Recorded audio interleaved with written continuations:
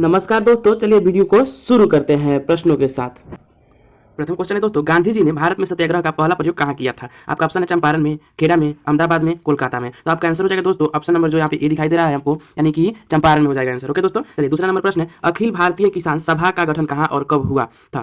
तो आपका आंसर क्या हो जाएगा दोस्तों? देखिए ऑप्शन नंबर में दिया बिहटा 1928 में, सोनपुर 1929 में, लखनऊ 1936 में, पटना 1937 में। तो आपका दो का आंसर हो जाएगा दोस्तों ऑप्शन नंबर सी, यानी कि लखनऊ 1936 ईस्वी में। ओके, तो प्रश्न नंबर आपका 3 है अगला, यानी कि निम्नलिखित में किसने पटना का नाम आजिमाबाद रखा? यानी किसने आजिमाबाद पटना को कहा? तो आपका ऑप्शन है दोस्तों औरंगजेब, शाह आलम, द्वारा दारा सिको, अजीमुशाह। तो आपका 3 का आंसर हो जाएगा दोस्तों ऑप्शन नंबर डी, यानी कि अजीमुशाह ने आजिमाबाद का नाम दिया पटना का। ओके दोस्तों, 4 नंबर प्रश्न है आपका, नरोत्तम सिंहानुक कहाँ के शासक थे? 4 का आंसर क्या हो जाएगा दोस्तों? आप जानते हैं तो कमेंट में बताइएगा। और मैं बोल रहा हूँ वियतनाम के, लाओस के, कंबोडिया के, थाईलैंड के। तो आपका आंसर हो जाएगा दोस्तों 4 का सी, यानी कि कंबोडिया के। नरोत्तम सिंहानुक कहाँ के शासक थे? कंबोडिया के। ओके दोस्तों, चलिए अगला प्रश्न 5 नंबर है, भारत में न्यूनतम मजदूर कानून किस वर्ष पारित हुआ? 1881 में, 1926 ईस्वी में, 1947 ईस्वी में और 1948 ईस्वी में। आपका 4 ऑप्शन दिया गया है, इसमें से आपको एक ही चूज करना है कौन सा सही है। ओके दोस्तों, तो चलिए आपका आंसर क्या हो जाएगा दोस्तों? 5 का हो जाएगा आपका आंसर, यानी कि डी हो जाएगा इसका आंसर, 1948 ईस्वी में। भारत में न्यूनतम मजदूर कानून 1948 ईस्वी में पारित हुआ। ओके दोस्तों, प्रश्न नंबर 6 है दोस्तों, यूरोप वासियों के लिए किस देश का साहित्य एवं विज्ञान प्रेरणा का स्रोत है? जर्मनी, तुर्की, यूनान, इंग्लैंड। 6 का आंसर क्या हो जाएगा दोस्तों? आपका हो जाएगा आंसर, यानी कि डी हो जाएगा इसमें इंग्लैंड।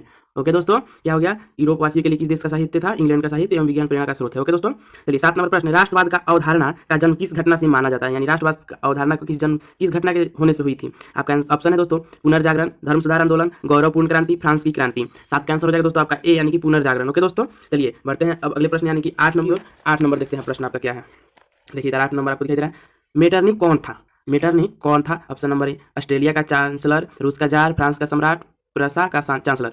तो आपका आंसर क्या हो जाएगा दोस्तों? 8 का हो जाएगा ए, यानी कि ऑस्ट्रेलिया का चांसलर था मेटरनिख। ओके दोस्तों, चलिए प्रश्न नंबर 9, महात्मा गांधी को चंपारण आने का निमंत्रण किसने दिया था? महात्मा गांधी को चंपारण किसने बुलाया था दोस्तों? तो आपका आंसर क्या होगा? आपका आंसर हो जाएगा दोस्तों इसमें राजकुमार शुक्ल, यानी 9 का हो जाएगा दोस्तों सी। राजकुमार शुक्ल ने बोला महात्मा गांधी बिहार में बहुत इधर उधर अंग्रेजवा सब कर रहा है, तो आइए और यहाँ पे आंदोलन शुरू कीजिए। तो महात्मा गांधी बोले क्या कि अभी बाबू 1916 में नहीं आएंगे, 1917 में आएंगे, और आए चंपारण में, चंपारण सत्याग्रह आंदोलन शुरू किया। ओके दोस्तों, मजा आएगा तो वीडियो को लाइक करना, और ऐसे इसी वीडियो में मैं बता दूं कि ऐसे प्रश्न पढ़ने वाले हैं, तो लगे रहिएगा वीडियो में। और पूरा यहाँ पे आपको बोर्ड से रिलेटेड प्रश्न मिलेगा, क्योंकि आपने जिस चैनल पे आप देख रहे हैं वीडियो, वो ही बोर्ड की उड़ान है, यानी बोर्ड की वीडियो यहाँ पे अपलोड होती है। ओके दोस्तों, और वीवीआई प्रश्न। चलिए 10 नंबर प्रश्न पढ़ते हैं, लखनऊ समझौता किस वर्ष हुआ? 1916 ईस्वी में, 1918 ईस्वी में, 1922 ईस्वी में, 1930 ईस्वी में। तो आपका आंसर क्या होगा दोस्तों? जानते हैं 10 का आंसर जानते हैं तो बताइए कमेंट में, मैं भी बता रहा हूँ। ओके दोस्तों, ऑप्शन नंबर ए हो जाएगा आंसर, यानी आपका कि 1916 में लखनऊ समझौता हुआ था। ओके दोस्तों, चलिए डॉक्टर राजेंद्र प्रसाद का जन्म स्थान कहाँ है? ये तो आप सब किसी को मालूम होना चाहिए, क्योंकि ये यूपीएससी, बीपीएससी, आईएससी का प्रश्न है, इसमें पूछा जाता है हर एक दिन। ओके दोस्तों, डॉक्टर राजेंद्र प्रसाद का जन्म कहाँ हुआ था? ऑप्शन नंबर ए है मध्य प्रदेश, बिहार, उत्तर प्रदेश, गुजरात। आपका आंसर कहाँ होगा दोस्तों? 11 का क्या हो जाएगा दोस्तों? बताइए तो कमेंट में, इसको आंसर आप कमेंट में बताइएगा, लेकिन मैं भी बता दे रहा हूँ बिहार के थे डॉक्टर राजेंद्र प्रसाद। ओके दोस्तों, चलिए 12 नंबर प्रश्न, भारत में पहला देसी जूट मिल किस शहर में स्थापित हुआ? भारत में पहला देसी जूट मिल किस शहर में स्थापित हुआ? कलकत्ता, दिल्ली में, मुंबई में, कानपुर में। तो आपका आंसर क्या होगा दोस्तों? 12 का आंसर हो जाएगा दोस्तों, यानी कि ए, कलकत्ता में। चलिए 13 नंबर प्रश्न, भूमंडलीकरण की शुरुआत किस दशक में हुई? 1990, 1960, 1970, 1980। तो आपका आंसर हो जाएगा 13 का दोस्तों ए, यानी कि 1990 में। निम्न में से कौन पंचायती राज व्यवस्था का दूसरा स्तर है? ग्राम पंचायत, जिला पंचायत, पंचायत समिति, नगर पालिका। तो 14 का आंसर हो जाएगा दोस्तों आपका सी, यानी कि पंचायत समिति। 1871 में कौन सी संधि हुई थी? अब बताइए दोस्तों, 4 संधि दिया, फ्रैंकफर्ट की संधि, पेरिस की संधि, वियना कांग्रेस की संधि, इनमें से कोई नहीं। तो 15 का दोस्तों हो जाएगा आपका आंसर ए, यानी कि फ्रैंकफर्ट की संधि 1871 में हुई थी। 16 नंबर प्रश्न, बिहार में पंचायती राज संस्थाओं में महिलाओं के लिए कितनी सीटें आरक्षित हैं? तो आपका आंसर क्या हो जाएगा दोस्तों? 16 का आंसर हो जाएगा ए, यानी कि 50%।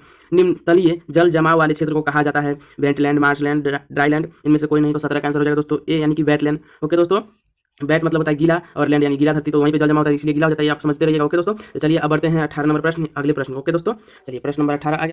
तो ये प्रश्न नंबर 18 दोस्तों, जर्मनी के एकीकरण का प्रमुख वास्तुकार कौन था? तो आपका आंसर हो जाएगा दोस्तों 18 का डायरेक्ट आंसर बताते चल रहे हैं, आपका आंसर हो जाएगा दोस्तों बिस्मार्क। ओके दोस्तों, 19 में तुतिकोरिन पतन किस राज्य में स्थित है? तुतिकोरिन पतन किस राज्य में स्थित है? तो आपका आंसर हो जाएगा दोस्तों 19 नंबर का सी, यानी कि तमिलनाडु राज्य में स्थित है। ओके दोस्तों, स्वर्णिम चतुर्भुज योजना महामार्ग इनमें किस शहर को नहीं जोड़ता है? तो आपको बताइए दोस्तों 20 नंबर का आंसर क्या होगा? 20 का हो जाएगा दोस्तों आंसर नंबर बी, यानी कि गुवाहाटी को नहीं जोड़ता है। ओके दोस्तों, और चलिए 28 नंबर प्रश्न, भारत का डाक विभाग कितने जोनों में विभाजित है? डाक विभाग कितने जोनों में विभाजित है? इसका आंसर हो जाएगा दोस्तों आपका ए, यानी कि 8 भागों में। ओके दोस्तों, 8 विभाग में विभाजित है।